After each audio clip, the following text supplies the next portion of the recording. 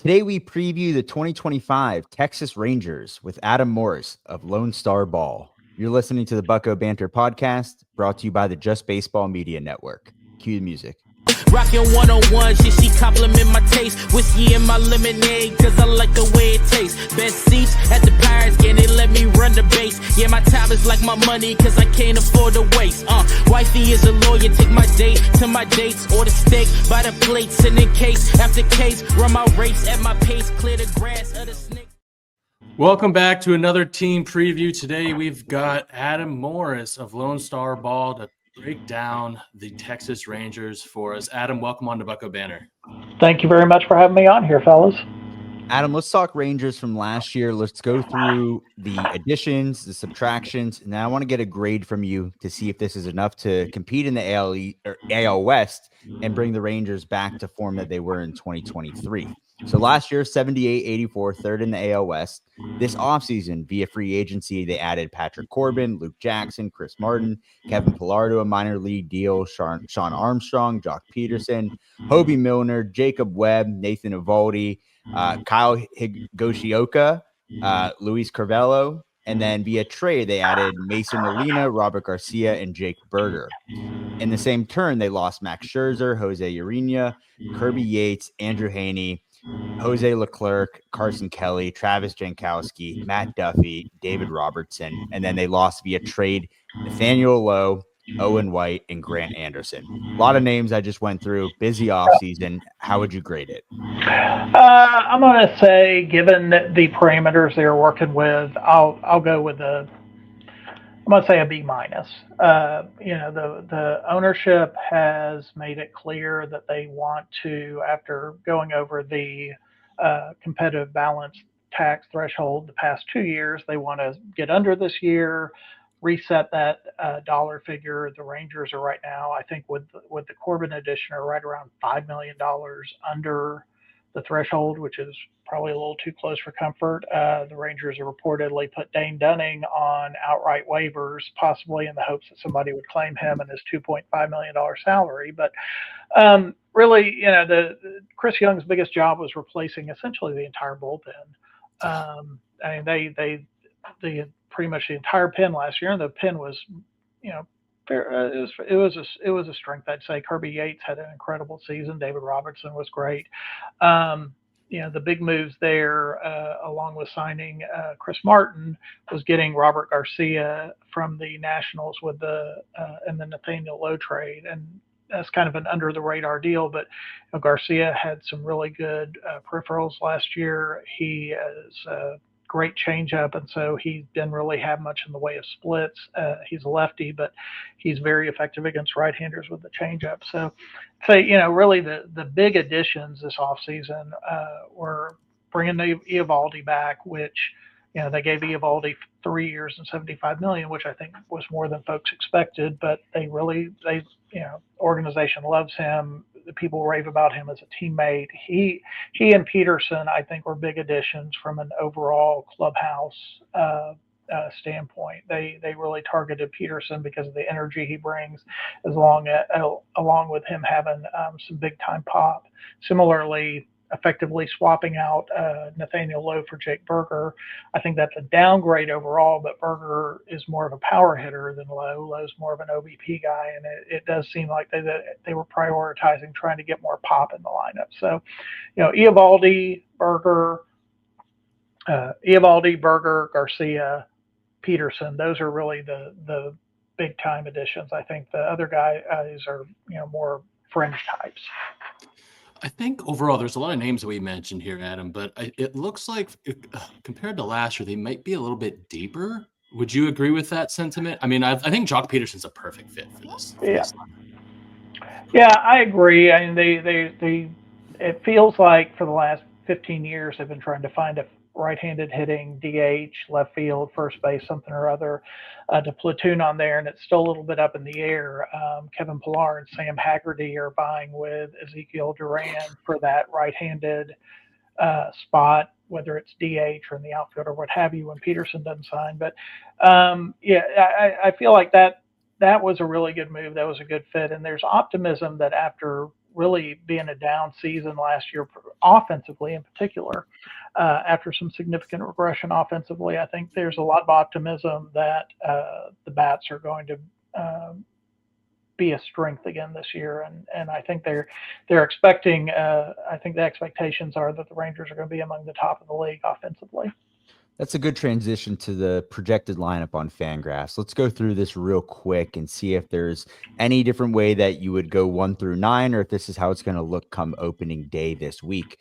Leading off, second base, Marcus Semien; shortstop, Corey Seager; left field, Wyatt Langford; DH, Jock Peterson; right field, Adolis Garcia; third base, Josh Young; center field, Evan Carter; first base, Jake Berger; and behind the dish, Jonah Heim. How do we feel about that? So a couple of things there. I mean, that's more or less what I think I would expect. I think Berger might hit a little bit higher up than 8th. There's also some question, Evan Carter had that incredible September and then playoff run in the World Series year, missed most of last year with what's going to really be a chronic back issue, and just has really, really struggled this spring. Bruce Bochy's talked about, he missed most of last year. He's got rust, but he's particularly struggled against left-handers, and there's some question as to whether or not Carter will start the season in AAA with the idea of getting him regular at-bats, getting him back in a groove, getting some confidence up there versus having him in the majors, probably sitting against most lefties. So it's kind of up in the air as to whether Carter or Leody Taveras is going to end up being in center field.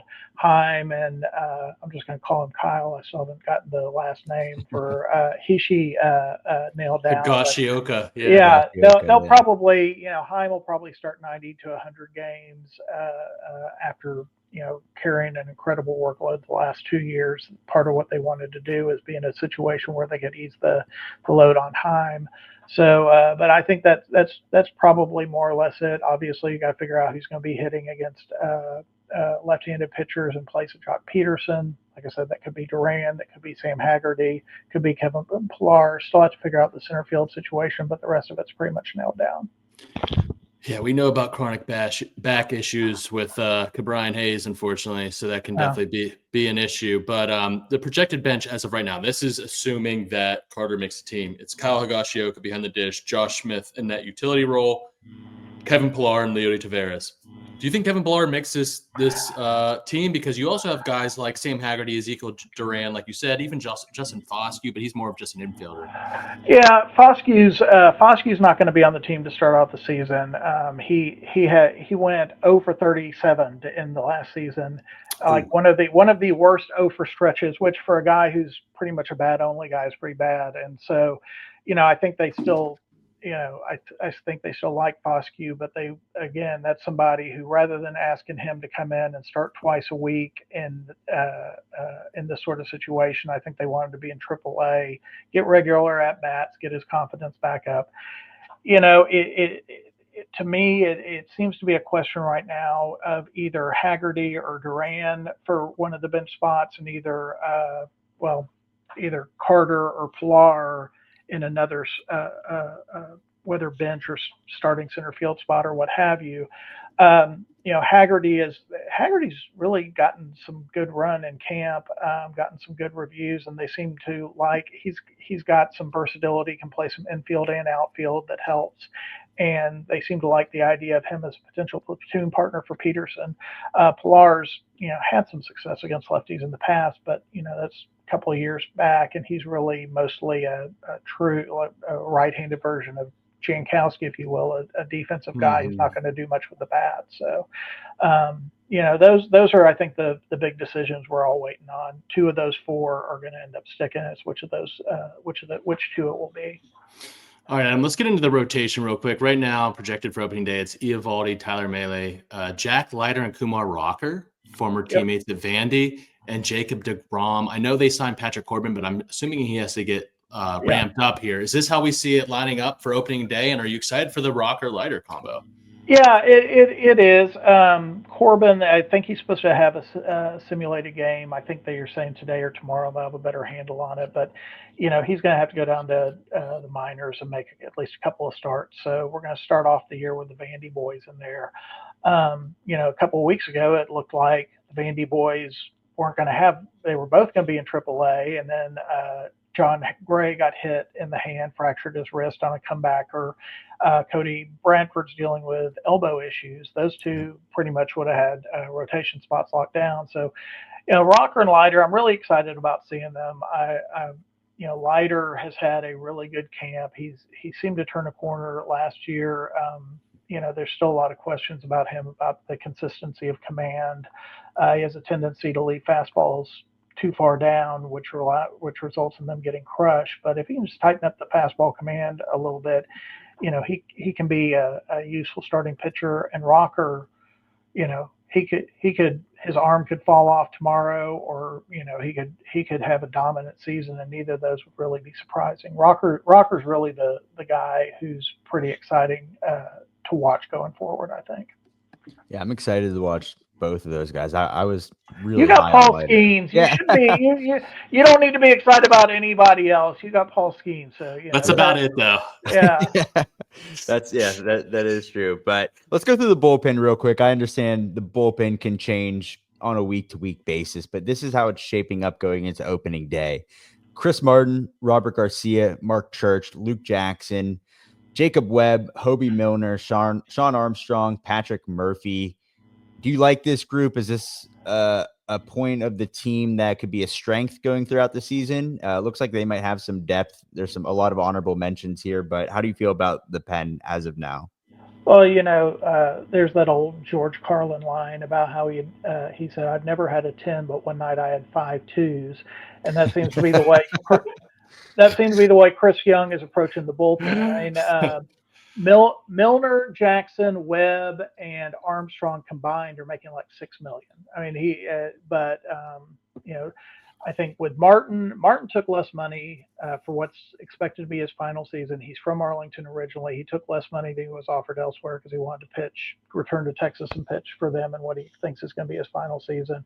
Robert Garcia looks like he could be, the real deal. After that, it's, Luke Jackson's had a good camp. Hobie Milner has not. There's still some things up in the air. Patrick Murphy's come over from Japan and really. Was he a Blue Jay? Because I remember that name. He was a big prospect.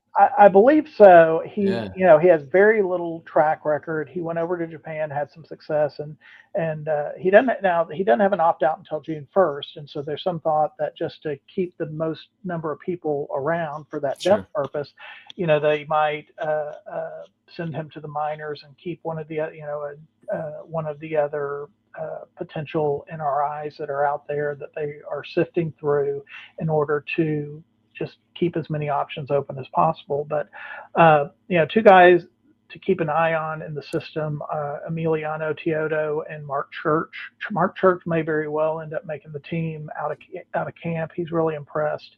He didn't make his debut until the last game of the season last year, but that was mainly because of the shoulder issue. He would have been up a lot earlier, but both of those guys can touch 100. Both of those guys have they have late inning stuff, and so I think aside from Martin and Garcia, the bullpen situation is a little bit iffy right now. But they are in a situation where they look like they can get.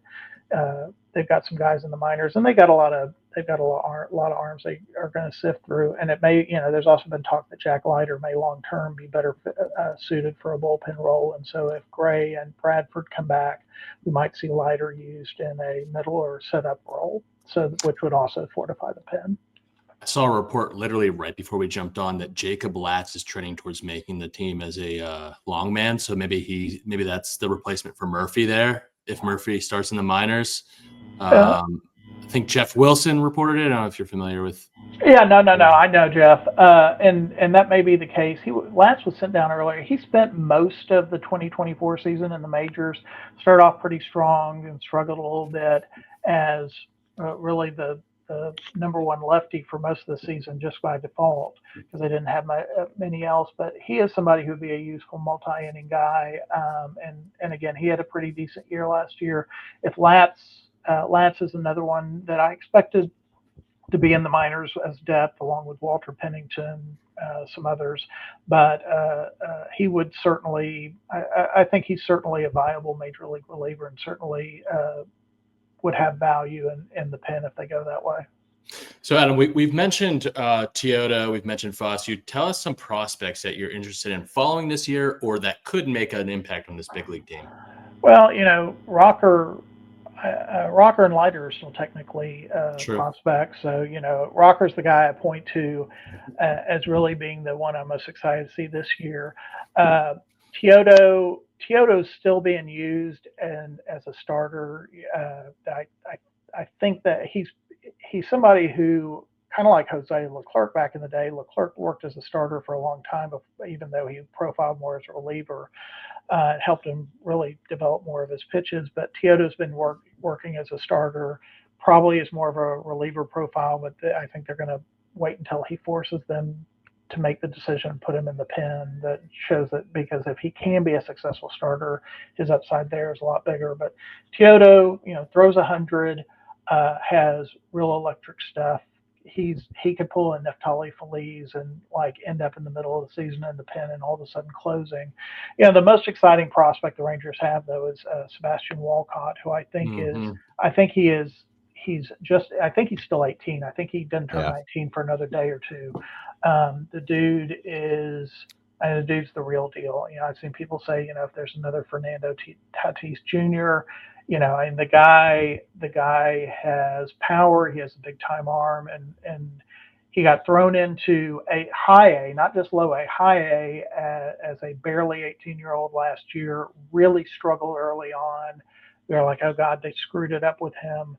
But he adjusted, and he had a really great second half of the season and earned a promotion to Frisco. People really praise his maturity and his ability to make adjustments. And Walcott, I wouldn't be surprised if he's forces his way somewhere into the lineup next year. I wouldn't expect it. If he's up this year, then either something's gone incredibly awesome with him or really bad on the major league level. Because again, he's just about to be 19, but it would not surprise me if he forces his way into the lineup for 2026. He's the real deal. It looks like he just turned 19 last week. He's Yeah. 6'4", 190. So there's still room to grow in that frame as well. That's scary stuff. That's good stuff. Well, what about a pick to click, Adam? Somebody who is on this roster going into opening day and throughout the season that's going to help take this Rangers team back to the top of the West. Wyatt Langford. Yeah. Wyatt Langford, he destroyed every level of the minors in 2023, had an incredible spring training last year, made the team out of camp. First 6 weeks was terrible, ended up on the injured list. It's like, they blew it. They screwed up the development of this guy. And he came back, and really, if you look at just what he did, I mean, as it was, he had like a 3.5 win season because he played really good defense in left field, which was a surprise. Overall, I think he had like a 115 WRC plus. He had a really solid season all around, but his offense really, if you look at, his last 4 months, basically once he came off the injured list, he was one of the better hitters in the league and put up like 1,000 OPS in September. He's got the ability to be one of the top offensive players in the league. And I'm going to say Wyatt Langford's the guy who I think has the opportunity to take the next step. And even on a team with Corey Seager and Marcus Semien and some of these other guys, I think it wouldn't surprise me if Wyatt Langford is the best hitter on this team this year. Yeah, I like that answer. All right, Adam, before we let you go, give us a 2025 prediction. Could be team or player oriented. I'm just going to say the Rangers are going to win the West. Okay. I'm going to say the Rangers are going to win the West, and the Astros are not going to make the playoffs. Ooh, seems like there's a little bit of hatred behind your voice there.